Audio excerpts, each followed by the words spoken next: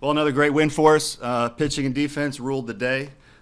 Scored one more run than them, which is what the object is. But, again, the story of the night was Noah Hall was dominant, and we've needed him to be dominant. And can't say enough about him. And then Becker came in and closed it out. And then we just manufactured that run in the 8th after they scored. We did the same thing as we did last night, just found a way to get one more run. So, big win for us, big win.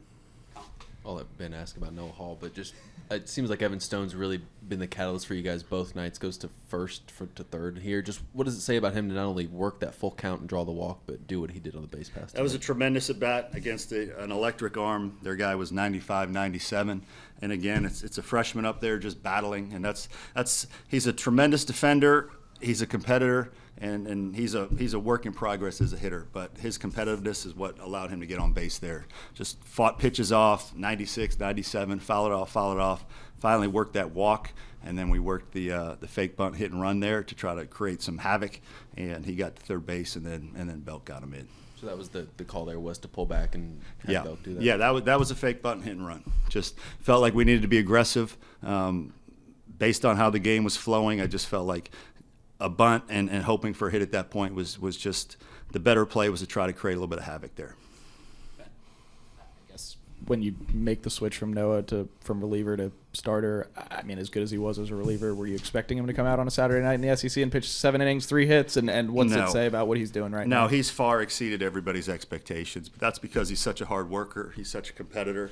And he has good stuff. He's a talented kid, but he has far exceeded everybody's expectations. I know Justin's worked with him a lot in terms of extending him and getting him in a place where he can pitch those starting innings. I mean, I think this is like the 4th time he's gone over 100 pitches, 5th time he's gone over 100 pitches now. I mean, what is it that he's done with Justin over that time to be able to do that? And I guess what does it say about where he's at now? Yeah, him and Justin have just been a tremendous combination in terms of he's an athletic guy that's very coachable. So when he helps him to work on a new pitch or he helps him with his mechanics, he has the ability to take that in and take advantage of the great instruction that Justin can provide. So it's just a combination of Justin being an elite pitching coach and Noah being athletic enough and coachable enough to take advantage of that. I think Noah was at like 111 pitches by the end of the 7th. I mean, was there any thought to letting him come back out for the 8th? He finished at 109, and that's for us. That's our max. You know, there's some schools will throw 120, 130. We're not going to do that. 109, even at 109, I'm a little antsy there. Basically, 100 is when we take our guys out to protect him. But he got that last out there in the 7th, and that got him to 109, and then there was no decision at that point. We're getting him out. That's probably an incredibly stupid question, but just how much in the I'll let you know if it is. Yeah, I appreciate that.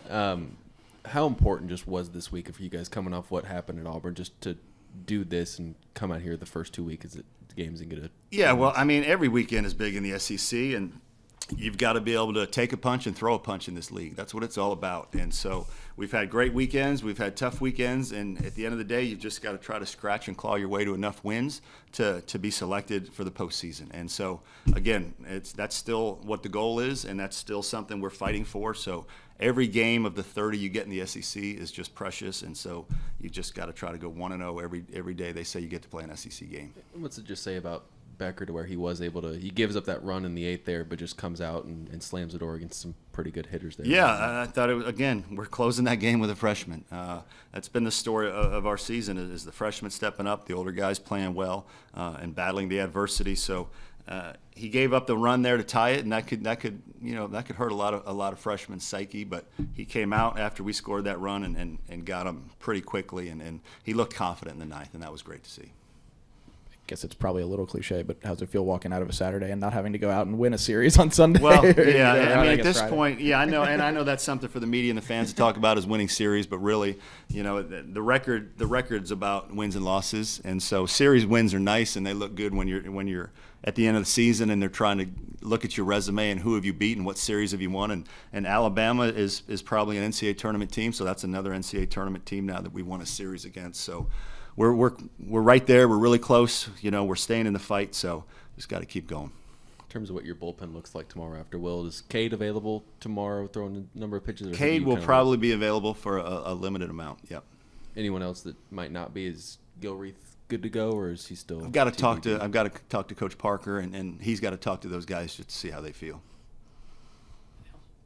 Just one more in terms of, I mean, you guys have had back-to-back nights where you get a lead, you lose a lead late, come back and basically walk it off or come out with the winning run. I mean, what I know we've seen that all season, but what can you say about where you guys are at right now and being able to pull that out back-to-back nights as well? Yeah, it's a resilient team. You know, nobody can say any different. It's a resilient team. It's a team that keeps fighting, and that's all you can ask. You know, the different levels of a program can change from year to year, but you want to be known as a program that the kids fight in it, and there's no question. This team, this group of guys is really fighting.